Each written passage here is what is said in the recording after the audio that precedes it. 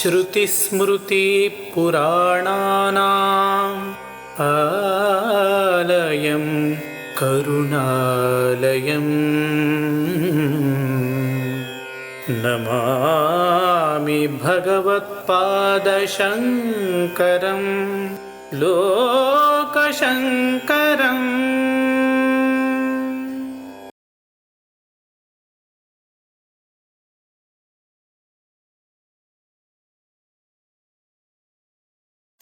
श्रुतिस्मृतिपुराणानाम् आलयं करुणालयं नमामि भगवत्पादशङ्करं लोकशङ्करम्। विघ्नराज विशुद्धवाणी विशिष्ट विष्णु विशेष शंकर वायु जल गगन अनल अणु ओंकार ब्रह्मांड आदिमध्य अंतद व्याप्तके सच्चित् आनंद आत्मज्ञानके रूप नूरर ಶುದ್ಧ ಚೈತನ್ಯಕ್ಕೆ ನಮೋ ನಮಃ.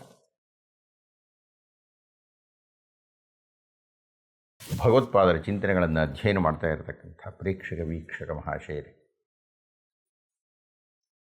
ಭಗವತ್ಪಾದರು ಕಾಶಿ ವಿಶ್ವನಾಥನ ದೇಗುಲದಲ್ಲಿ ಪ್ರತಿನಿತ್ಯ ಉಪನ್ಯಾಸವನ್ನು ಮಾಡ್ತಾ ಇದ್ದಾರೆ. ಪ್ರಕೃತ ಈಶಾವಾಸ್ಯೋಪನಿಷತ್ತನ್ನು ಕುರಿತು ತಮ್ಮ ವಿಭಿನ್ನವಾದ ಚಿಂತನೆಯನ್ನು ಮಂಡನೆ ಮಾಡ್ತಾ ಇದ್ದಾರೆ. ಉಪನಿಷತ್ತಂದರೆ ಏನು, ಅದರ ವೈಶಿಷ್ಟ್ಯ ಏನು, ವೇದಗಳಲ್ಲಿ ಉಪನಿಷತ್ತಿನ ಸ್ಥಾನವೇನು, ಆ ಉಪನಿಷತ್ತುಗಳು ಎಷ್ಟಿವೆ, ಆ ಉಪನಿಷತ್ತುಗಳಲ್ಲಿ ಈಶಾವಾಸ್ಯೋಪನಿಷತ್ತಿನ ಸ್ಥಾನವೇನು, ಆ ಈಶಾವಾಸ್ಯೋಪನಿಷತ್ತಿನ ಮಹತ್ವ ಏನು ಅನ್ನುವುದನ್ನೆಲ್ಲ ಚರ್ಚೆ ಮಾಡಿ ಇದೀಗ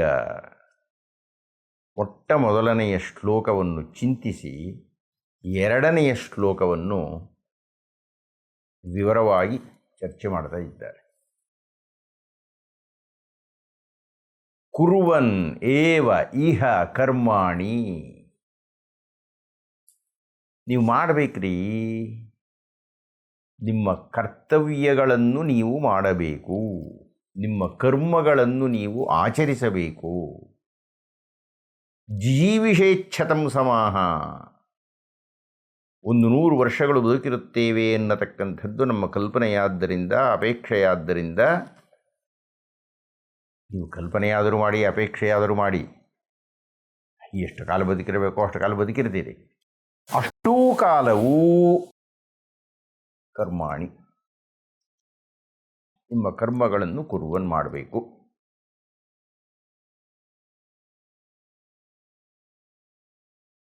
ಅಂತ ಆ ಸಾಲನ್ನು ಚರ್ಚೆ ಮಾಡ್ತಾ ಆ ಕರ್ಮ ಅಂದರೆ ಅರ್ಥ ಏನು ಅನ್ನುವುದರ ಬಗ್ಗೆ ತುಂಬ ವಿಶಾಲವಾಗಿ ಚರ್ಚೆ ಮಾಡ್ತಾ ಇದ್ದಾರೆ. ಆ ಕರ್ಮ ಅನ್ನತಕ್ಕಂಥದ್ದು ವೃತ್ತಿ ಕರ್ಮಗಳು ಅಲ್ಲ. ವೃತ್ತಿ ಅನ್ನತಕ್ಕಂಥದ್ದು ಪ್ರತಿಯೊಬ್ಬನಿಗೂ ಯಾವುದೋ ಒಂದು ವೃತ್ತಿ ಮಾಡಲೇಬೇಕು ಜೀವನೋಪಾಯಕ್ಕಾಗಿ, ಅದಲ್ಲ. ನಾವು ನಿತ್ಯ ಕರ್ಮಗಳನ್ನು ಮಾಡುತ್ತೇವೆ, ಸಂಧ್ಯಾವಂದನೆ ಇತ್ಯಾದಿ ನಿತ್ಯ ಕರ್ಮಗಳನ್ನು ಮಾಡುತ್ತೇವೆ. ಭಗವತ್ಪಾದರು ಹೇಳ್ತಾ ಇದ್ದಾರೆ, ಯಾಜ್ಞವಲ್ಕ್ಯ ಮಹರ್ಷಿಗಳ ಅಪೇಕ್ಷೆ ಕುರುವನ್ನೇವೇಹ ಕರ್ಮಾಣಿ ಅಂದರೆ ಆ ನಿತ್ಯ ಕರ್ಮಗಳು. ಆ ನಿತ್ಯ ಕರ್ಮಗಳನ್ನು ಜೀವನ ಪೂರ ಮಾಡಬೇಕು, ಮಧ್ಯದಲ್ಲಿ ಬಿಡುವಂತಿಲ್ಲ ಯಾವುದೇ ಕಾರಣದಿಂದ. ಹಾಗೆ ಮಾಡುವುದರ ಮೂಲಕ ನಾವು ಏನನ್ನು ಗಳಿಸುತ್ತೇವೆ, ಹಾಗೆ ನಿತ್ಯ ಕರ್ಮಾನುಷ್ಠಾನವನ್ನು ಆಚರಿಸುವುದರಿಂದಾಗಿ ನಾವು ಯಾವ ಸ್ಥಿತಿಯಲ್ಲಿರ್ತೀವಿ ಅನ್ನುವುದನ್ನು ಕುರಿತು ಆ ಶ್ಲೋಕದ ಉತ್ತರಾರ್ಧದಲ್ಲಿ ಚಿಂತನೆ ಮಾಡ್ತಾರೆ ಎನ್ನುವಲ್ಲಿಗೆ ನಾವು ನಮ್ಮ ಹಿಂದಿನ ಉಪನ್ಯಾಸವನ್ನು ನಿಲ್ಲಿಸಿದ್ವಿ. ಇಂದಿನ ಉಪನ್ಯಾಸವನ್ನು ಆರಂಭ ಮಾಡೋಣವೇ?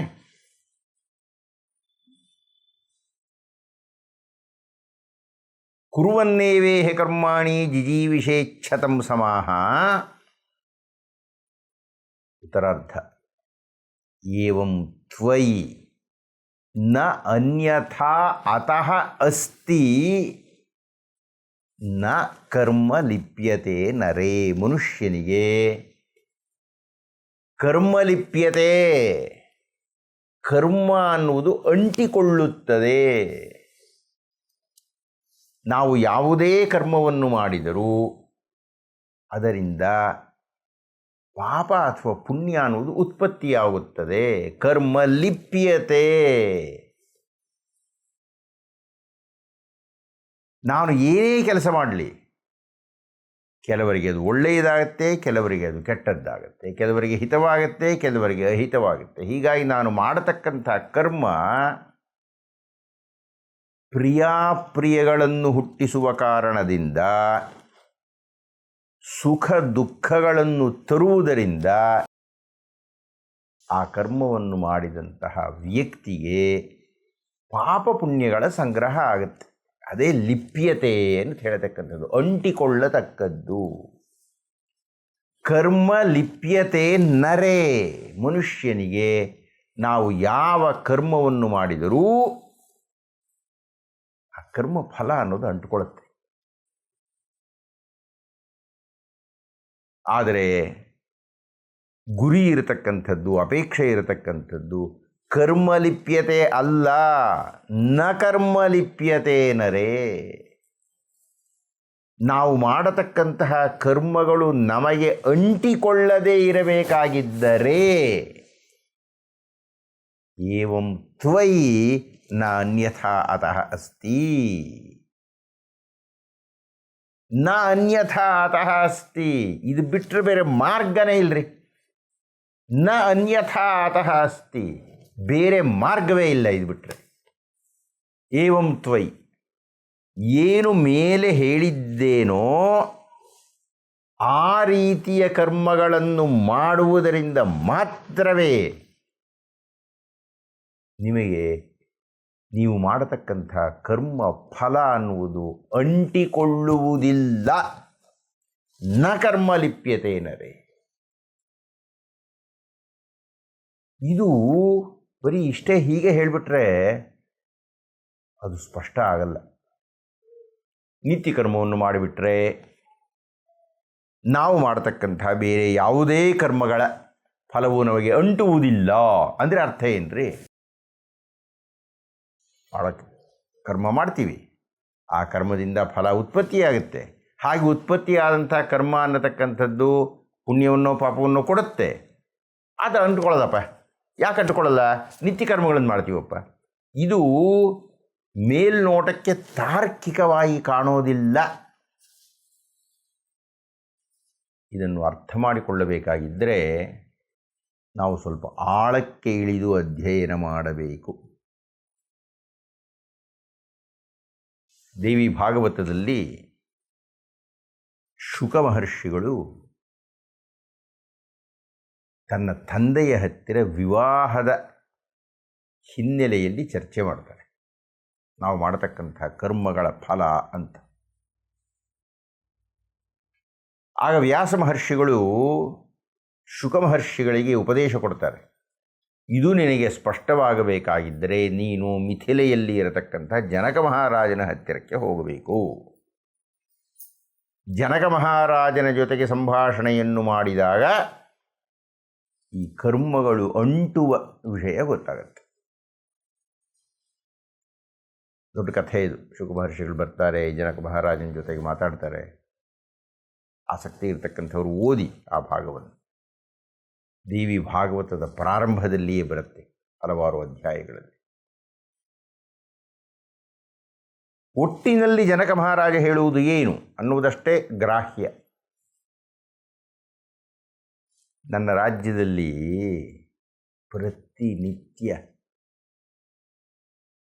ಸಾವಿರಾರು ಕುಕಾರ್ಯಗಳು ಸುಕಾರ್ಯಗಳು ನಡೆಯುತ್ತಿರುತ್ತವೆ.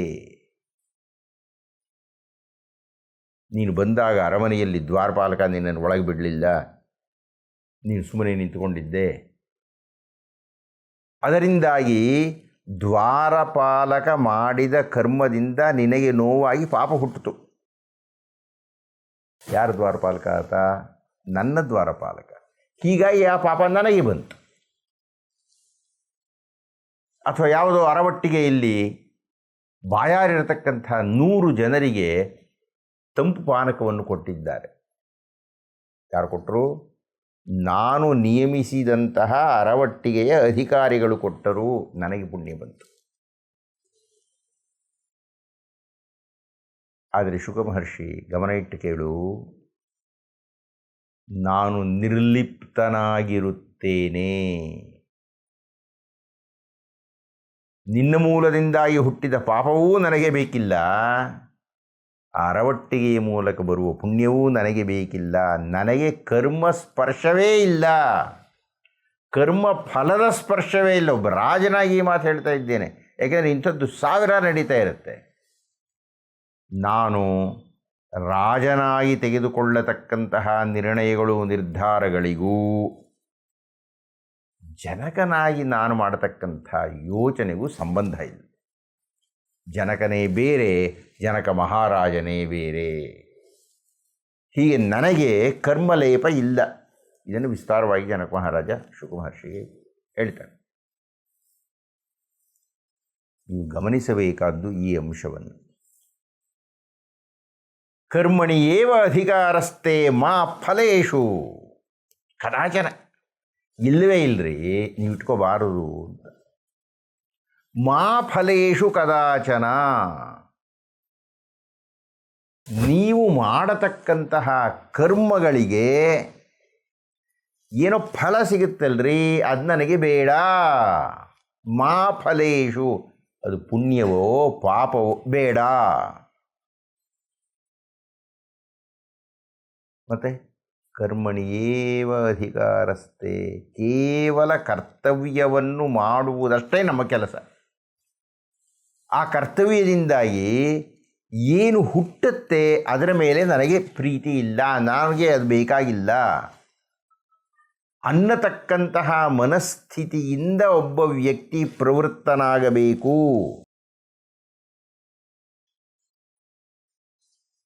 ಹೌದು, ನಿತ್ಯಕರ್ಮಾನುಷ್ಠಾನ ಮಾಡತಕ್ಕಂಥದ್ದಕ್ಕೂ ಈ ರೀತಿ ಮನಸ್ಥಿತಿ ಇಟ್ಕೊಂಡು ಮಾಡತಕ್ಕಂಥದ್ದಕ್ಕೂ ಏನು ಸಂಬಂಧ ಅನ್ರಿ? ನಿತ್ಯಕರ್ಮಾನುಷ್ಠಾನವೇ ಬೇರೆ, ವೃತ್ತಿಯೇ ಬೇರೆ ಅಂತ ಹೇಳಿದ್ದೀರಿ. ಈ ವೃತ್ತಿಪರನಾಗಿದ್ದಾಗ ಇಂತಹ ಮನಸ್ಥಿತಿ ಇರಬೇಕು ಅಂತ ಹೇಳಿದ್ದೀರಿ. ನನಗೆ ಅದರ ಪಾಪ ಪುಣ್ಯಗಳು ಬೇಡ ಅಂತ ಹೇಳಿದ್ದೀರಿ. ಅಂದರೆ ಬಹಳ ಪ್ರಧಾನವಾದ ಅಂಶವನ್ನು ಗಮನಿಸಿ. ನಮ್ಮ ಜೀವನದಲ್ಲಿ ನಾವು ಬೆಳಗ್ಗಿನಿಂದ ಸಂಜೆಯ ತನಕ ವೃತ್ತಿಪರರಾಗಿರ್ತೀವಿ, 100 ಕೆಲಸಗಳನ್ನು ಮಾಡ್ತಾ ಇರ್ತೀವಿ. ಆದರೆ ನಿತ್ಯಕರ್ಮಾನುಷ್ಠಾನವನ್ನು ಮಾಡಿದಾಗ ಕೊನೆಯಲ್ಲಿ ಏನು ಹೇಳ್ತೀವಿ ಗೊತ್ತಾ? ಪರಮೇಶ್ವರ ಪ್ರೀತ್ಯರ್ಥಂ ಅಂದ್ಬಿಡ್ತೀವಿ. ಕೃಷ್ಣಾರ್ಪಣಂ ಅಸ್ತು ಅಂತೀವಿ, ಈಶ್ವರಾರ್ಪಣಂ ಅಸ್ತು ಅಂತೀವಿ. ನಾನು ಮಾಡಿರತಕ್ಕಂತಹ ಕರ್ಮ ಫಲವನ್ನು ಈಶ್ವರನಿಗೆ ಅರ್ಪಣೆ ಮಾಡುತ್ತಿದ್ದೇನೆ. ನಿತ್ಯಕರ್ಮದ ಕೊನೆಯಲ್ಲಿ ಹೇಳತಕ್ಕಂಥ ಮಾತು. ಅಂದರೆ ನಾನು ಮಾಡುವ ಕರ್ಮ, ಆ ಕರ್ಮದಿಂದ ಉಂಟಾಗತಕ್ಕಂಥ ಪುಣ್ಯ ಪಾಪಗಳು, ಅದರಿಂದ ಬರತಕ್ಕಂಥ ಸುಖದು ನನಗೆ ಬೇಕಾಗಿಲ್ಲಪ್ಪ. ಅದು ಎಲ್ಲವೂ ಈಶ್ವರಾರ್ಪಣಂ ಅಸ್ತು. ಅದನ್ನು ನೇರವಾಗಿ ನನ್ನ ವೃತ್ತಿಗೆ ನಾನು ಅನ್ವಯಿಸಿಕೊಳ್ಳಬೇಕು. ನಾನು ಮಾಡತಕ್ಕಂಥ ವೃತ್ತಿ ಈಶ್ವರಾರ್ಪಣಂ ಅಸ್ತು. ನಿತ್ಯಕರ್ಮವನ್ನು ಮಾಡಿದಾಗ ಯಾವ ಗುರಿಯನ್ನು ಇಟ್ಟು ಆ ಕರ್ಮವನ್ನೆಲ್ಲ ಮಾಡಿ ಅದನ್ನು ಈಶ್ವರನಿಗೆ ಅರ್ಪಣೆ ಮಾಡಿಬಿಡುತ್ತೇನೆಯೋ, ಹಾಗೆಯೇ ವೃತ್ತಿಪರನಾಗಿರತಕ್ಕಂತಹ ವ್ಯಕ್ತಿ ತನ್ನೆಲ್ಲ ಕರ್ಮಫಲಗಳನ್ನು ತ್ಯಜಿಸಿ ಬಿಡಬೇಕು, ಅಂಟಿಕೊಳ್ಳಬಾರದು. ಆಗಲೇ ನ ಕರ್ಮ ಲಿಪ್ಯತೆ ನರೇ ಅನ್ನತಕ್ಕಂತಹ ಸಿದ್ಧಿಸುವುದು. ಅದು ಕಾರಣ ಲೌಕಿಕರೆಲ್ಲ ನನ್ನ ಮುಂದೆ ಕುಳಿತುಕೊಂಡಿದ್ದೀರಿ. ಮೊದಲನೆಯ ಶ್ಲೋಕ ಸನ್ಯಾಸಿಗಳಿಗೆ ಸಂಬಂಧಪಟ್ಟಿದ್ದು ಅಂತ ಹೇಳಿದೆ. ಎರಡನೆಯ ಶ್ಲೋಕ ಸಂಸಾರಸ್ಥರಿಗೆ ಅಂದರೆ ನಿಮಗೆ ಸಂಬಂಧಪಟ್ಟಿದ್ದು ಅಂತ ಹೇಳಿದೆ. ಸಂಸಾರಸ್ಥರಾಗಿರತಕ್ಕಂಥವರು ಈ ಗುರಿಯನ್ನು ಹೊಂದಿ ತಮ್ಮ ತಮ್ಮ ಕರ್ತವ್ಯಗಳನ್ನು ಮಾಡಬೇಕು. ನಿತ್ಯ ಕರ್ಮಗಳೊಂದು, ವೃತ್ತಿ ಧರ್ಮ ಒಂದು. ವೃತ್ತಿ ಧರ್ಮ ಅನ್ನತಕ್ಕಂಥದ್ದು ಶಕ್ತಿ ಇರುವಷ್ಟು ಕಾಲ ಧನದ ಆಗಮನದ ಅಪೇಕ್ಷೆ ಅನಿವಾರ್ಯತೆ ಇರುವಷ್ಟು ಕಾಲ ಮಾಡುತ್ತೀರಿ. ಆದರೆ ನಿತ್ಯಕರ್ಮ ಅನ್ನತಕ್ಕಂಥದ್ದಕ್ಕೆ ವಿರಾಮ ಇಲ್ಲ, ಬಿಡತಕ್ಕದ್ದು ಇಲ್ಲ, ಸಾಯುವ ತನಕ ಇದನ್ನು ಮಾಡಬೇಕು. ಹಾಗೆ ಮಾಡಿದಾಗಲೇ ಈಶ್ವರಾರ್ಪಣ ಬುದ್ಧಿ ನಿಮಗೆ ಸಿದ್ಧಿಯಾಗಬೇಕು. ಯಾವಾಗ ಈಶ್ವರಾರ್ಪಣ ಬುದ್ಧಿ ನನಗೆ ಸಿದ್ಧಿಯಾಗುತ್ತದೋ ಆಗ ನಾನು ಮಾಡತಕ್ಕಂಥ ಉಳಿದ ಯಾವುದೇ ಕರ್ಮ ಫಲಗಳು ನನಗೆ ಅಂಟುವುದಿಲ್ಲ. ನ ಕರ್ಮ ಲಿಪ್ಯತೆ ನರೇ. ಇದು ಜೀವನದ ಸೂತ್ರ. ಇಂದಿಗೆ ಈ ಉಪನ್ಯಾಸ ಸಾಕು. ಮುಂದಿನ ಉಪನ್ಯಾಸದಲ್ಲಿ ನಾನು ಅತ್ತ ಸನ್ಯಾಸಿಯೂ ಆಗದೆ, ಇತ್ತ ಸಂಸಾರಿಯೂ ಆಗದೆ, ಅತ್ತ ಆಧರ್ಮವನ್ನೂ ಅನುಷ್ಠಾನಕ್ಕೆ ತರದೆ, ಇತ್ತ ಶುದ್ಧ ಸಂಸಾರಿಯಾಗಿರತಕ್ಕಂತಹ ಕರ್ಮಯೋಗದಲ್ಲಿಯೂ ಭಾಗಿಯಾಗದೆ, ಎರಡನ್ನೂ ಬಿಟ್ಟವನ ಸ್ಥಿತಿ ಏನಾಗುತ್ತದೆ ಅನ್ನತಕ್ಕಂಥದ್ದನ್ನು ಕುರಿತು ನಾಳೆ ನಾನು ಮಾತಾಡ್ತೀನಿ ಅಂತ ಹೇಳಿ ಭಗವತ್ಪಾದರು ಅಂದಿನ ಉಪನ್ಯಾಸವನ್ನು ಮುಕ್ತಾಯ ಮಾಡಿದ್ದಾರೆ. ಕುಳಿತಿರತಕ್ಕಂಥ ಪ್ರೇಕ್ಷಕರಿಗೆಲ್ಲ ಒಂದು ಹೊಸ ಲೋಕವನ್ನು ತೆರೆದಿದ್ದಾರೆ. ಅವರು ಅಲ್ಲಿಯ ತನಕ ಈಶಾವಾಸ್ಯೋಪನಿಷತ್ತನ್ನು ಅಧ್ಯಯನ ಮಾಡಿಕೊಂಡು ಬರ್ತಾ ಇರತಕ್ಕಂಥ ಕ್ರಮವೇ ಬೇರೆ ಇತ್ತು, ಅವರ ಚಿಂತನೆಗಳೇ ಬೇರೆ ಇತ್ತು.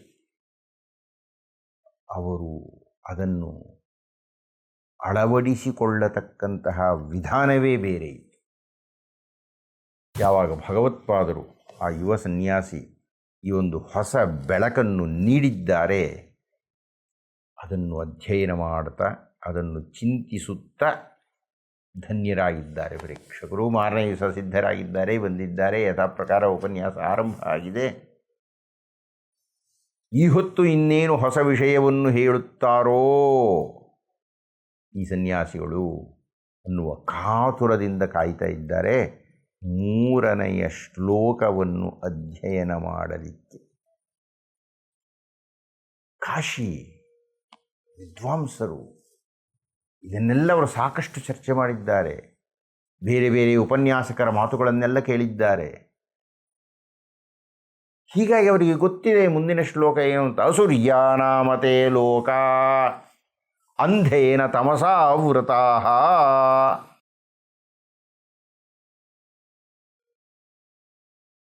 ಅಸುರ್ಯಾನಾಮತೆ ಲೋಕ ಅಂಧೇನ ತಮಸಾವೃತಾಃ ಅನ್ನತಕ್ಕಂತಹ ಮೂರನೆಯ ಶ್ಲೋಕ. ಇದು ಬಹಳ ಸರಳವಾಗಿದೆ. ಅಸುರ್ಯ ಅನ್ನತಕ್ಕಂತಹ ಲೋಕ ಅಂಧೇನ ತಮಸಾವೃತಃ, ಕತ್ತಲಿನಿಂದ ತುಂಬಿಕೊಂಡಿದ್ದೀರಿ, ಕತ್ತಲಿನಿಂದ ಆವರಿಸಲ್ಪಟ್ಟಿದ್ದೀರಿ.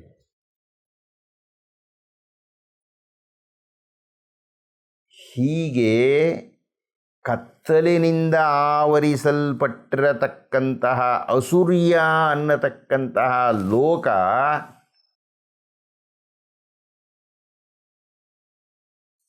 ಯಾರಿಗೆ ಸಿಗುತ್ತೆ?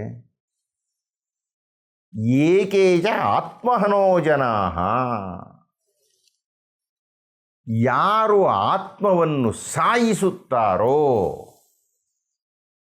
ಆತ್ಮವನ್ನು ಸಾಯಿಸುವುದು ಅಂದರೆ ಆತ್ಮದ ಅಸ್ತಿತ್ವವನ್ನು ಒಪ್ಪಿಕೊಳ್ಳದೇ ಇರತಕ್ಕಂಥವು ನೈರಾತ್ಮ್ಯವಾದಿಗಳು, ಆತ್ಮವೇ ಇಲ್ಲ ಅಂತ ಹೇಳತಕ್ಕಂಥವು. ಆತ್ಮಹನೋ ಜನ ಅಂದರೆ ಆತ್ಮಹತ್ಯೆಯನ್ನು ಮಾಡಿಕೊಳ್ಳುವವರು, ಅಂದರೆ ಕುತ್ತಿಗೆ ನೇಣು ಹಾಕ್ಕೊಂಡು ಸಾಯುವವರು ಅಂತ ಅರ್ಥ ಅಲ್ಲ. ಆತ್ಮ ಅನ್ನುವುದು ಈ ದೇಹದೊಳಗಿದೆ, ಆ ಆತ್ಮ ಅನ್ನುವುದು ಈ ದೇಹವನ್ನು ನಿಯಂತ್ರಣ ಮಾಡ್ತಾ ಇದೆ ಅಂತ ನಾವು ನಂಬಿರತಕ್ಕಂತಹವರು 190 ಜನ ಇದ್ದೇವೆ. ಇನ್ನು 10 ಮಂದಿ ಆ ಆತ್ಮ ಅನ್ನೋದಿಲ್ಲ ರೀ. ಎಲ್ಲಿದೆ ಆತ್ಮ ಅನ್ನೋದು? ಪಂಚೇಂದ್ರಿಯಗಳು ಅಂತ ಕರೆದು ನಾವು ಏನನ್ನು ಗುರುತಿಸ್ತಾ ಇದ್ದೇವೆ ಆ ಪಂಚೇಂದ್ರಿಯಗಳಿಗೆ ಕಾರಣವಾಗಿರತಕ್ಕಂತಹ ಪಂಚಭೂತಗಳು ಅಂತ ಏನು ಗುರುತಿಸ್ತಾ ಇದ್ದೇವೆ, ಅದರೊಳಗೆ ಆಕಾಶ ಅನ್ನುವುದಕ್ಕೆ ಅರ್ಥವಿಲ್ಲ. ಆ ಆಕಾಶ ಅನ್ನತಕ್ಕಂಥದ್ದು ಶೂನ್ಯ, ಎಲ್ಲ ತುಂಬಿಕೊಂಡು ಬಿಟ್ಟಿದೆ. ಆ ಆಕಾಶದಲ್ಲಿ ಪರಮಾತ್ಮನ ಸ್ಥಾನವನ್ನು ಗುರುತಿಸಿದ್ದೀರಿ. ಆ ಪರಮಾತ್ಮನ ಮತ್ತೊಂದು ಕಿರಣವೋ ಅಥವಾ ಛಾಯೆಯೋ ಏನೋ ಆತ್ಮವಾಗಿದೆ. ಆಕಾಶವೇ ಸುಳ್ಳಾದ ಮೇಲೆ, ಪರಮಾತ್ಮನೇ ಇಲ್ಲವಾದ ಮೇಲೆ ಇನ್ನಾತ್ಮ ಎಲ್ಲಿ ಬಂತು? ಆದ್ದರಿಂದ ಆ ಆತ್ಮವನ್ನು ನಾವು ನಂಬುವುದಿಲ್ಲ. ಯಾರು ಆತ್ಮದ ಅಸ್ತಿತ್ವವನ್ನು ನಂಬುವುದಿಲ್ಲವೋ ಅವರು ತಾಂಸ್ತೆ ಪ್ರೇತ್ಯಾಭಿಗಚ್ಚಂತಿ.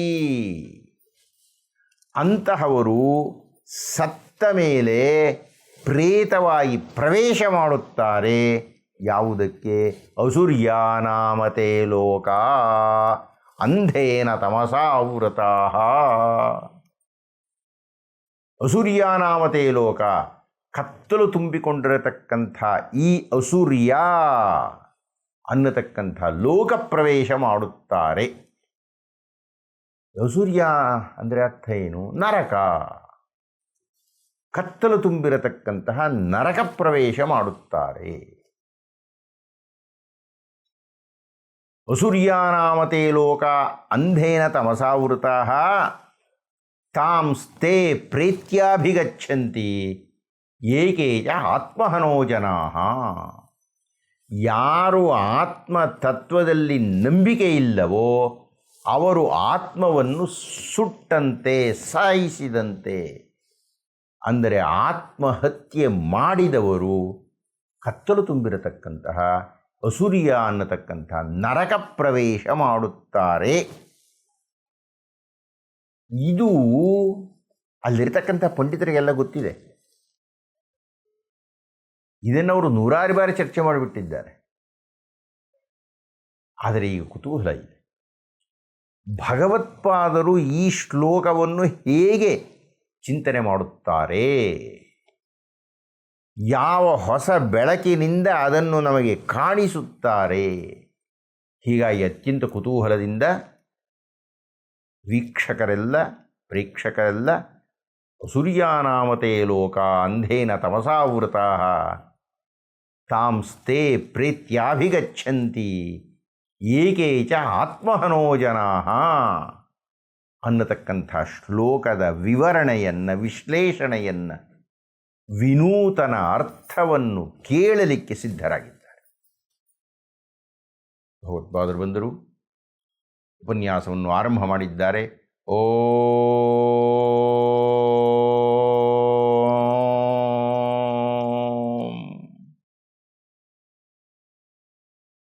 ಶುರು ಮಾಡೋಣವೇ? ಎಲ್ಲರೂ ಚಪ್ಪಾಳೆ ತಟ್ಟಿದ್ದಾರೆ. ಭಗವತ್ಪಾದರು ಉಪನ್ಯಾಸವನ್ನು ಆರಂಭ ಮಾಡಿದರು. ಏನು ಮಾಡಿದರು ಅನ್ನೋದನ್ನು ಮುಂದಿನ ಉಪನ್ಯಾಸದಲ್ಲಿ ನೋಡೋಣ ಅಂತ ಹೇಳ್ತಾ ಇಂದಿನ ಉಪನ್ಯಾಸವನ್ನು ಮುಗಿಸೋಣವೇ?